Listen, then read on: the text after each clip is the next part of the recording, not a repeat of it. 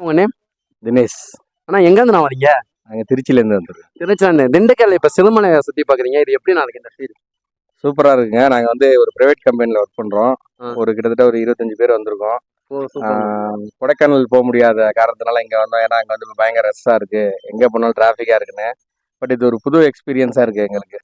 எப்படின்னு பார்த்தீங்கன்னா, நாங்கள் கொடைக்கானல் எதிர்பார்த்த அதே சில்னஸ் நேற்று நைட் இருந்துச்சு. தென் அதே மாதிரி அந்த ஏர்பின் பெண்டு எல்லாமே நல்லா நைட்டில் வரப்போ ரொம்ப வியூ சூப்பராக இருந்துச்சு. திண்டுக்கலோட வியூ செம்மையாக இருந்துச்சு மேலேருந்து பார்க்குறப்ப. தென் அதே மாதிரி நைட்டு ஃபுல்லாக வந்தோம், என்ஜாய் பண்ணோம் ரூமில். தென் காலையில் வந்து இந்த மாதிரி ஒரு சிறுமலை பிடிச்சிருக்கானா? சூப்பராக இருக்குது. ஏன் அதே மாதிரி காலையில் பார்த்தீங்க அப்படின்னா அந்த கோயிலுக்கு வந்தது ரொம்ப ஒரு புது எக்ஸ்பீரியன்ஸாக இருக்குது. இதுக்கு முன்னாடி போன எல்லா கோயிலோடையுமே இன்னும் சூப்பர் எக்ஸ்பீரியன்ஸாக இருக்குது.